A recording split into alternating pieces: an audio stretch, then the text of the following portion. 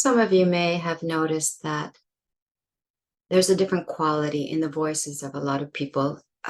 And the particular quality I'm talking about is that nasal sound where people talk like this. And actually, if you can hear the difference now, I'm speaking through my nose. And now I'm not. I'm speaking through the mouth. In fact, I can't close my nose if I make some nasal consonants. But for example, if I say, let's say my name, Heather, Heather, Heather, Heather. It shouldn't make any difference if I close my nose because everything is coming through my mouth. But if I say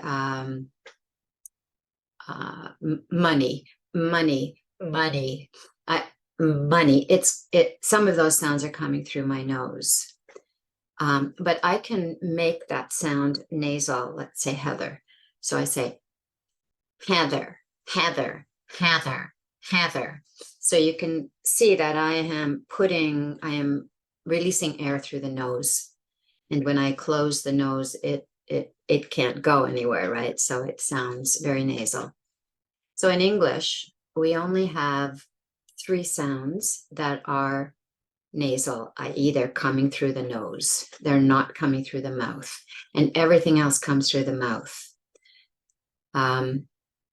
Or at least it's supposed to come through the mouth and not the nose. So some people speaking different languages, an example would be Brazilians. A lot of their sounds are nasal. They do nasalize a lot of vowels. So it's something that it needs to be learned to make the sound come through the mouth. It also, some Asian people, there are many languages where this technique of closing the nose and listening to see if the sound is coming through the nose is a way to identify that. So in English, we have 3 consonants that come through the nose, and that's it. No vowels, no other consonants.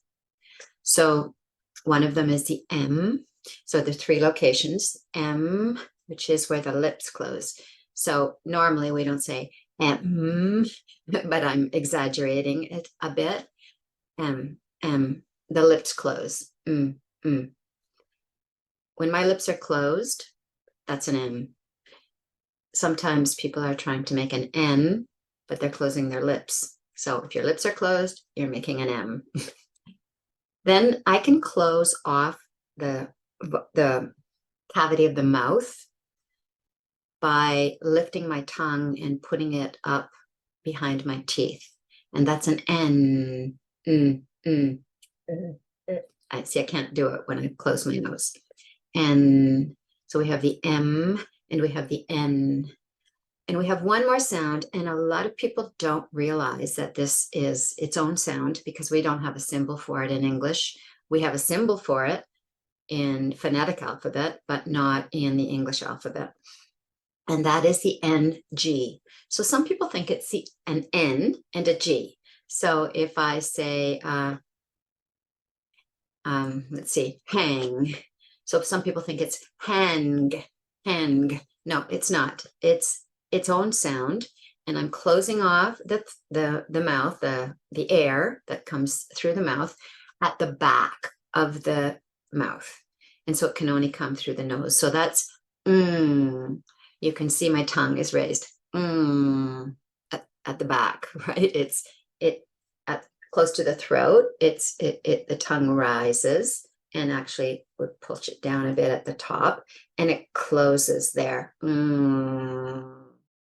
So those are the 3 sounds, that go through the nose in English: the M, the N, and the NG, the So have a good week. See you next week.